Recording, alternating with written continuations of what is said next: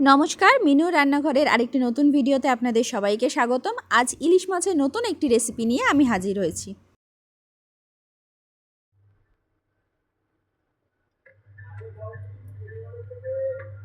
সর্ষের তেল দিলাম।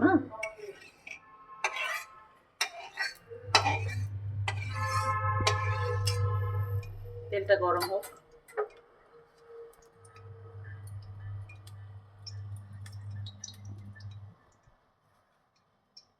এই মাছটাকে আমি এখন মাছটা ভাজবো হালকা, মানে এক পা করে উঠাবো, মানে একটু দিয়েই মাছটা উঠাবো আর এই করবো।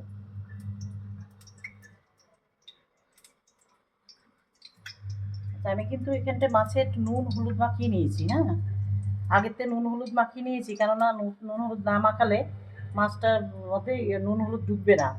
সেজন্য আপনাদের আমি আর দেখাতে পারিনি যে নুন হলুদ তখনই দিয়ে আমি বানাবো। আমি আগের থেকে নুন হলুদটা দিয়ে রেখেছি, দিয়ে মাখিয়ে রেখেছিলাম।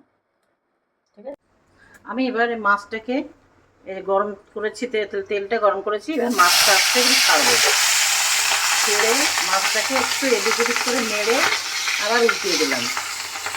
উল্টিয়ে দিয়ে এবার এই মাছটাকে আমি আবার তুলে নিলাম, কেন মাছটাকে কিন্তু বেশি ভাজা যাবে না। বেশি ভাজলে কিন্তু মাছটা কিন্তু কড়া হয়ে গেলে স্বাদ হবে না। এইভাবে ঠিক মাছগুলো আমি সব ভেজে নেব। আর কে কে মাছ ভাজা ভালোবাসে, ইলিশ মাছ ভাজা খেতে ভালোবাসে, কে না ভালোবাসে, সকলেই ভালোবাসে।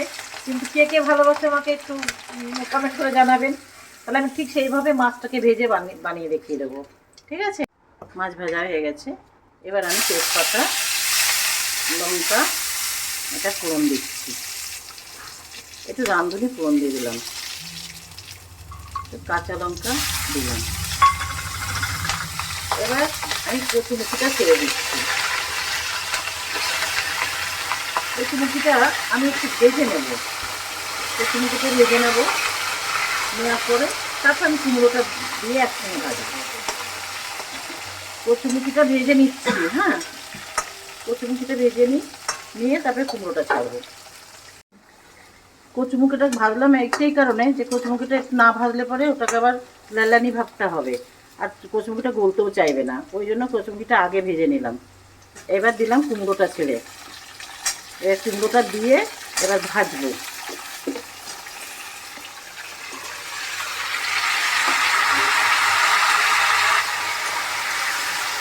সকলেই তো মোটামুটি ইলিশ মাছ খান, সেটাই মাছের তেল সর্ষে বাটা আমি। হ্যাঁ, নুন দিয়েছি, হলুদ দিচ্ছি।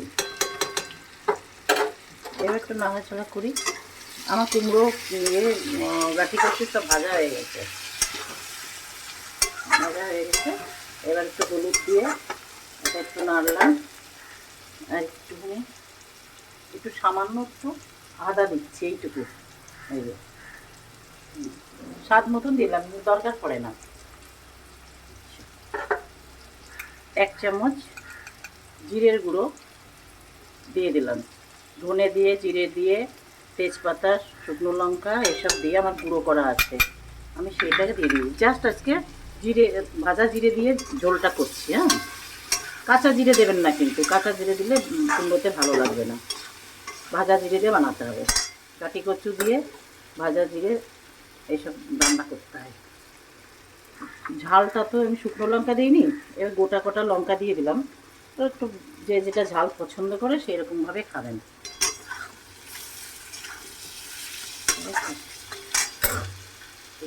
ধনে পাতা দিচ্ছি, এই যে এইটুকু, না দিলেও হয়, দিলাম। ইলিশ মাছের এসব না দিলেও চলে, তাও একটু দিচ্ছি অল্প করে। যার যদি মনে হয় যে দেবো না, তাতে কোনো ব্যাপার না। এবার আমি জল দিয়ে দেবো।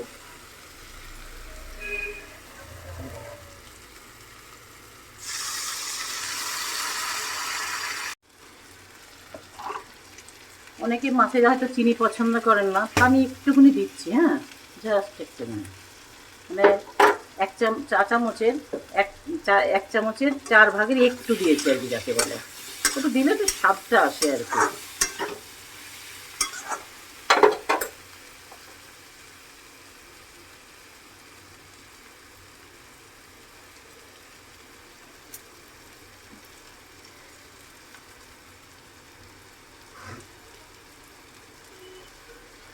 একটু দিয়ে দিই জল। আমি এবার একটু আবার বলছি আমি কি কি দিলাম উপকরণগুলো। আমি আজকে কচুমুখি দিয়ে, কুমড়ো দিয়ে, কেউ কচুমুখি বললে চেনে, কেউ গাঁটি বললে চিনবে, গাঁটি কচু। তা আমি কুমড়ো দিয়ে আজকে ইলিশ মাছ করছি। ইলিশ মাছের জিরের ঝোল।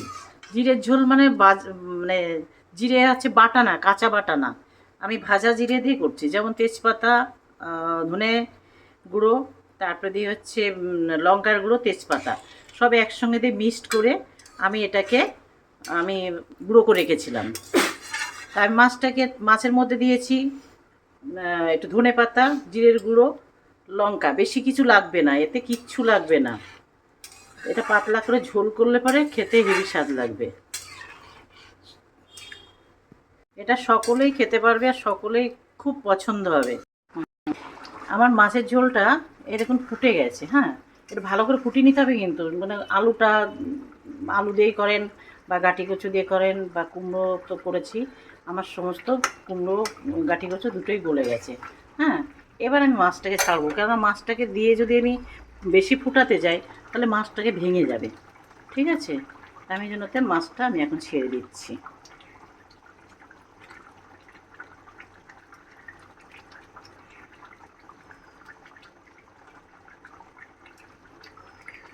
ঠিক আছে,